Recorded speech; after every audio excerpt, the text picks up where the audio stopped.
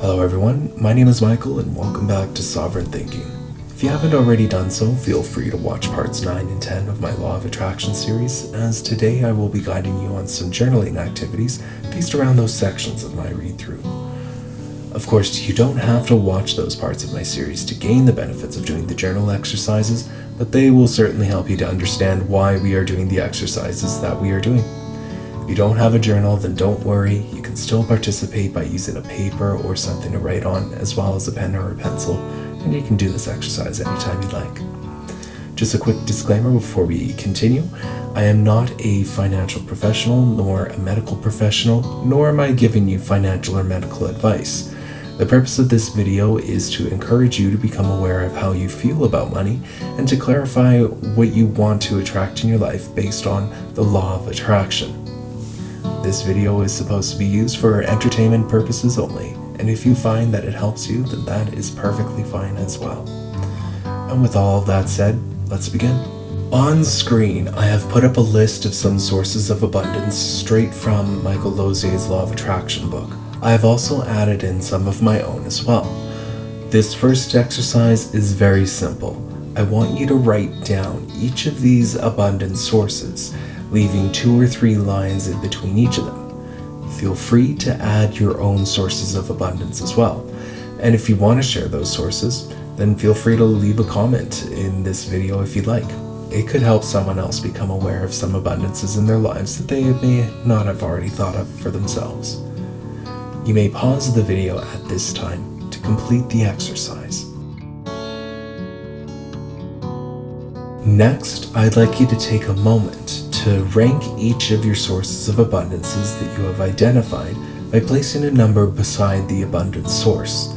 You are ranking each of these sources based on what you are looking to attract in your life the most. You may pause this video at this time to finish ranking your sources of abundance.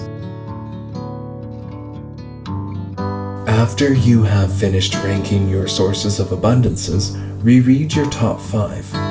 Now I want you to write down your desire statements for each of them. At this time, you can choose to omit this part of the exercise for the rest of your sources of abundances.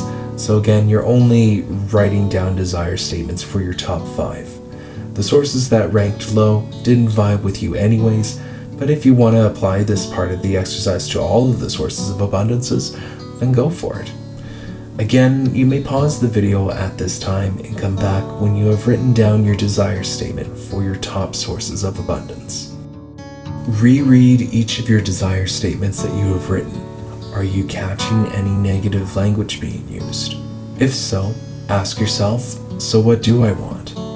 Rewrite any statement that has any negativity in it, and that includes whether you feel negative about it or not. If you don't need to rewrite any statement, then as you reread your desire statements, just check in with yourself to see how you honestly feel about each of them. If you feel negatively at all, then make a mark beside the statement. You'll transmute it using an allowing statement that we learned about from Michael Losier's Law of Attraction book. At this time, I bet that you are thinking that this is what we have been doing all along in our journal exercises, and you'd be right, but I just want you to trust the process here for a little longer. On screen, I have left all 11 tools up on the screen for you to use, and I have also broken down the allowing statement formula as well. I want you to choose one or more of each of these allowing tools to apply to any of your desire statements that you feel negatively about. Personally, when dealing with money, I would recommend at least writing an allowing statement along with something else. Again, apply one or more of these tools to each of your desire statements. There's no wrong answer here, and there is no wrong way to do this so long as you actually do it. You can apply as many of these tools as you want to your desire statements as you feel called to do so. And at this time, you may pause the video before we move on. Now reread your desire statements with your allowing tools applied and check in with your feelings. Just allow yourself to listen to your emotions. If you feel good and vibe positively with each money statement, then you're done the exercise. but feel free to listen to the next part because I have further instructions that may apply to you down the road. Now, for those of you that felt negatively at all or didn't fully believe each of your statements, I want you to turn to a new page and write down why you are feeling negatively towards any of them. Now, the reason that you write down on that new page is your limiting self-belief when it comes to money. Took a little while for me to pull that out, huh? For those of you that felt positively about your statements, I just want to let you know that your limiting self-belief could potentially just not be revealing itself at this time. So it could just be a little harder for you to detect. If you find yourself doubting your statements later on, then revisit this part of the exercise. Okay, so back to the limiting self-beliefs on money. With awareness comes the power to change. And now that you are aware of your limiting self-beliefs about money, I want you to transmute it into a desire statement. And then I want you to create an allowing statement with it as well. Regardless of how you feel about the new desire statement and allowing statement after writing them out, not this time, we'll be ending it here, as gaining awareness of a limiting self-belief is actually a huge victory and was the original purpose of today's exercise. If you find yourself overwhelmed with emotions or unable to cope, please seek professional healing help. The real purpose of today's journaling activity was to really dig deep to unearth any limiting self-beliefs about money. Your relationship with money and abundance usually has a very deep-rooted personal connection.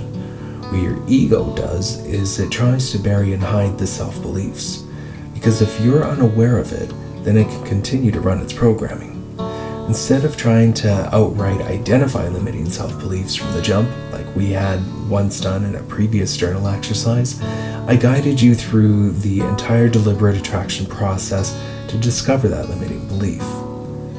With awareness comes the power to change. And now that you have discovered a limiting self-belief about money, you can now deal with it.